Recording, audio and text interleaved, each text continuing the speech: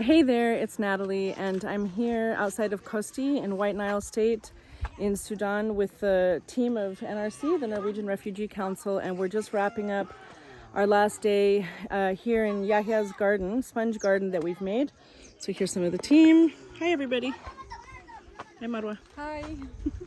And here's some of the trees that did not get planted here at Yahya's. So we are going to actually, these are part of the trees that are going to go to the community and other households of people who attended the training, along with hand tools and items which will all be distributed so that people can continue. But I wanted to just do a little walkthrough of Yahya's sponge garden. So Yahya and this community of people here are people who formerly lived in Darfur, West Sudan, other places as IDPs. They're internally displaced people, but they're families and community members. And some of them have been here for many years. We also have people here from South Sudan, which are refugees from outside of the country. So what we did in Yahya's garden, so basically this whole entire community of people work as farmers for this sugarcane operation. There's a private sugarcane company that takes water from the Nile River, which is way beyond the horizon. And the community here that lives in this area all work as farmers, doing irrigation and things for the sugarcane operation. There are issues with that, which I won't talk about. But anyway, water, this is the primary slope. A lot of water is coming in this general direction. And a lot of the farmers who live along this area, grow what we see here is bamia, which is okra. There's some sorghum. There's kerkede, which is hibiscus, a number of different things. And so it's at the end of the season. The dry season is now here. The rains have ended. And Yahya allowed us to do a sponge garden demo in his in the back of his house. We were originally going to do a much larger sponge farm, but for various reasons that did not work out. It was really difficult because people are working on the farm to have a consistent number of people to come and work on this sponge farm. So we adapted quickly and made a sponge garden.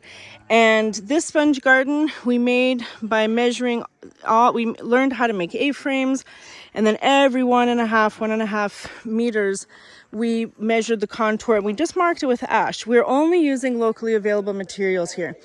So based on the pattern that we were identifying that was emerging from the land, we could see that, the general slope was just as Yahya said, is heading in this direction.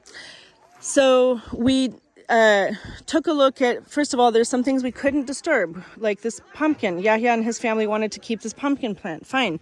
There's a tomato patch. Fine. There's kerkede, some hibiscus plants. And also he didn't want us to clear too much of the okra. So he was comfortable with us clearing out this amount of space.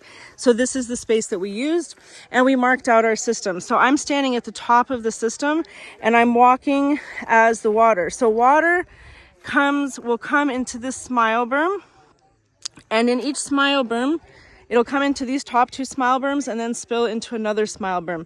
Each smile berm is planted with 3 trees. So here we've got a mango, which is a long-term large tree. We've got a papaya, and we've got banana that we chopped off, and we shaved off the bottom of the bulb and rubbed that in ash to prevent from banana worms. And then we created these tree protectors with just using waste. In some cases, they're newer gunia sacks, gunny. I think they're called gunny sacks. Here it's called shawal. We also use the natural fiber shawal, but we didn't have those because I think somebody took off with them. Here we have, this is gishta, this is a custard apple tree. We've got papaya. So in this smile berm, we have wetter areas, which are down in the reservoir, and then a higher area. That's where we are putting our longer term tree, and then the wetter trees down towards the wetter area. So bananas and papayas. So water will come from these smile berms into this smile berm. This is the direction of the morning sun, as you can see, because it's about 4 p.m. here and the sun is starting to set in this direction. So if I turn around here, you can see water will spill and fill and spill and fill and then spill into this shallow swale. This is quite clay soil, by the way. So I didn't want us to make a huge swale that is going to just have waterlogging and standing water for a long time. We discussed it, and instead we've made quite a broad and shallow swale anchored by these sugar islands where we planted sugarcane, and that will also help to create verticality. But this allows us to plant. This place will hold water, and we're going to mulch more tomorrow, and we've put manure inside. So here's a little sugar island. This is going to be an island of sugarcane. We've got manures, goat manures, and then we have this beautiful little trellis. And so we've planted here grapes on this corner and on that corner. And we've planted cucumbers and different types of climbing beans and pumpkins and loofah. And these will be watered by Yahya and his family because there's a whole stream just right there, a canal from the irrigation from the sugarcane. So, you know, this can also become a garden bed, and many things can be grown in here as well, and not become just a very deep waterlogged hole. So so after that, water is going to spill out here. Now, we did do one double dug bed that's 60 centimeters deep, and yes, I know there's chickens, and yes, I know that that's a garden bed, but we haven't planted it yet, so judge not. We're going to plant that tomorrow. This is a double dug bed that's dug 60 centimeters deep and packed full of grasses, manures, sawdust, all kinds of crop debris, tons of stuff. But because this is a very clay-rich environment, I did not want this to become waterlogged and anaerobic, which is a risk here. So we discussed with Yahya and his family, and we're going to test. If, you know, this could catch a lot of water, and it is on contour, and become potentially waterlogged, which is why I did not want water from the swale to spill out here, and I put the spillway here. This spillway will move partially into this bed, which we only dug down 10 centimeters and layered in a little bit of material so it doesn't get too soppy and waterlogged and potentially anaerobic. So we're going to plant both beds tomorrow and just test. This is a living laboratory for the community. We're going to test the growth and the difference. And then, of course, we've added shade with local reed grasses. We had a sawdust spill here. But tomorrow we're going to plant these with all kinds of greens, and manure was also sprinkled on top, and we massaged all the soil to soften it and smoothen it. And we did level it, but we'll have to re-level it with a rake. So water is going to come, you know, fill and spill, come into the swale, and then gently, it's not a huge amount of water, will spill. Some of it will come into this bed, but then it will come into this smile berm where we have mango, and then we have hibiscus, another smile berm, so it'll come into this smile berm and then pour into that one. And this is the last chance we have to catch water before it goes on its merry way back into that field of okra.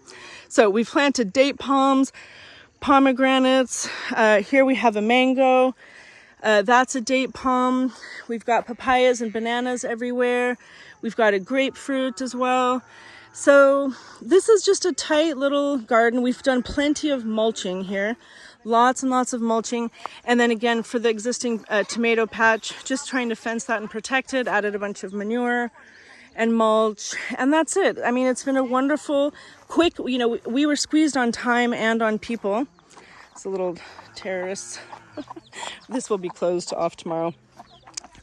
But this is our little garden, and this is going to provide so much more nutrition and diversity for Yahya and his family, and perennial stability. And, you know, I'd like to think that we planted a 2,000-year-old food forest. I mean, that's how you start a 2,000-year-old food forest, is you start. I want to also show you the banana circle.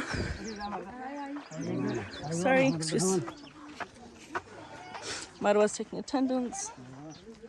Hello. So here we've also established a banana circle because you can see water gets tossed all over the place. And so this is a banana circle. كيف حالك؟ قلتم؟ كيف حالك؟ أنا كويس؟ أنت كويس? So here, this is a banana circle, and this is where she's going to be putting her household gray water. Even soapy water. And we've planted bananas, papayas. We're not done yet here. We're still going to be planting a number of seeds and things. But we've got bananas. We don't need to plant this many bananas, okay? We have 1, 2, 3, 4, 5. I would have done 3 and let them grow and spread, but people went gung-ho, and that's totally fine. I'm not sure what she's planting here, but I love that Kulthum is taking ownership over this. Oh, I know what she's doing. Never mind. She's going to make the shelter, the protective shelter on each tree. That's great. So now Kulthum will be able to put all of her household soapy water and food waste and crop debris and household sweepings from the compound, and all of that stuff will come into the center of the circle. And this whole place is just going to become a green oasis, a little island.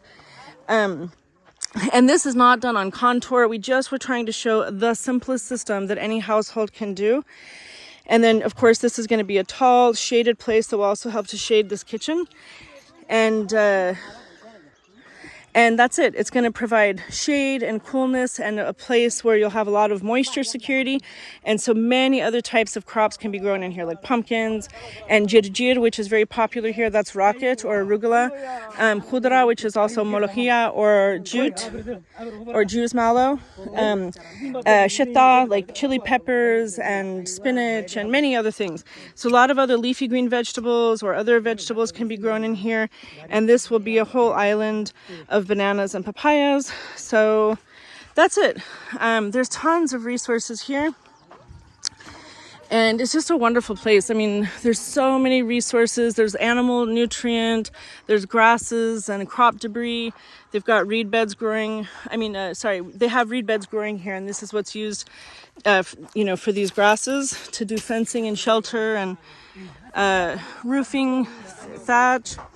So everything that is needed to make a organic